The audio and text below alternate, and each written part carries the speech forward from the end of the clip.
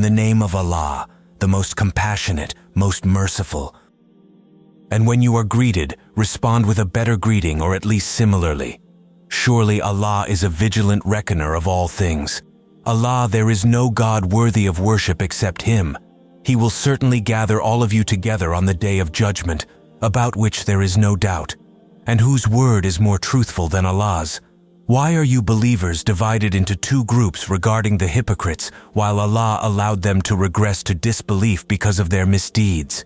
Do you wish to guide those left by Allah to stray? And whoever Allah leaves to stray, you will never find for them a way. They wish you would disbelieve as they have disbelieved, so you may all be alike. So do not take them as allies unless they emigrate in the cause of Allah. But if they turn away, then seize them and kill them wherever you find them, and do not take any of them as allies or helpers, except those who are allies of a people you are bound with in a treaty, or those wholeheartedly opposed to fighting either you or their own people. If Allah had willed, He would have empowered them to fight you. So if they refrain from fighting you and offer you peace, then Allah does not permit you to harm them. You will find others who wish to be safe from you and their own people, yet they cannot resist the temptation of disbelief or hostility. If they do not keep away, offer you peace, or refrain from attacking you, then seize them and kill them wherever you find them. We have given you full permission over such people. It is not lawful for a believer to kill another except by mistake, and whoever kills a believer unintentionally must free a believing slave and pay blood money to the victim's family, unless they waive it charitably. But if the victim is a believer from a hostile people, then a believing slave must be freed.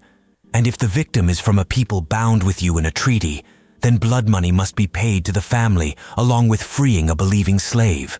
Those who are unable, let them fast 2 consecutive months as a means of repentance to Allah. And Allah is all-knowing, all-wise. And whoever kills a believer intentionally, their reward will be hell, where they will stay indefinitely. Allah will be displeased with them, condemn them, and will prepare for them a tremendous punishment. O believers, when you struggle in the cause of Allah, be sure of who you fight, and do not say to those who offer you greetings of peace, "You are no believer," seeking a fleeting worldly gain. Instead, Allah has infinite bounties in store. You were initially like them then. Allah blessed you with Islam, so be sure. Indeed, Allah is all aware of what you do. Those believers who stay at home, except those with valid excuses, are not equal to those who strive in the cause of Allah with their wealth and their lives. Allah has elevated in rank those who strive with their wealth and their lives above those who stay behind with valid excuses. Allah has promised each a fine reward, but those who strive will receive a far better reward than others, far superior ranks, forgiveness, and mercy from Him. And Allah is all-forgiving, most merciful. When the angels seize the souls of those who have wronged themselves, scolding them, "What was wrong with you?" they will reply, "We were oppressed in the land." The angels will respond, "Was Allah's earth not spacious enough for you to emigrate?" It is they who will have hell as their home. What an evil destination. Except helpless men, women, and children who cannot afford a way out, it is right to hope that Allah will pardon them. For Allah is ever pardoning, all forgiving. Whoever emigrates in the cause of Allah will find many safe havens and bountiful resources throughout the earth. Those who leave their homes and die while emigrating to Allah and His Messenger, their reward has already been secured with Allah, and Allah is all forgiving, most merciful. When you travel through the land, it is permissible for you to shorten the prayer, especially if you fear an attack by the disbelievers. Indeed, the disbelievers are your sworn enemies. When you, O Prophet, are campaigning with them and you lead them in prayer, let one group of them pray with you while armed. When they prostrate themselves, let the other group stand guard behind them. Then the group that has not yet prayed will then join you in prayer, and let them be vigilant and armed. The disbelievers would wish to see you neglect your weapons and belongings so they could launch a sweeping assault on you. But there is no blame if you lay aside your weapons when overcome by heavy rain or illness, but take precaution. Indeed, Allah has prepared a humiliating punishment for the disbelievers. When the prayers are over, remember Allah, whether you are standing, sitting, or lying down. But when you are secure, establish regular prayers. Indeed, performing prayers is a duty on the believers at the appointed times.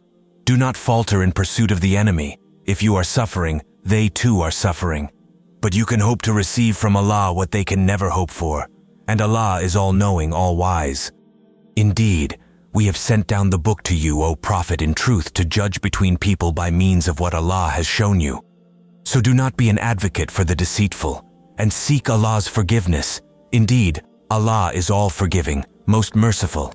Do not advocate for those who wrong themselves. Surely Allah does not like those who are deceitful, sinful.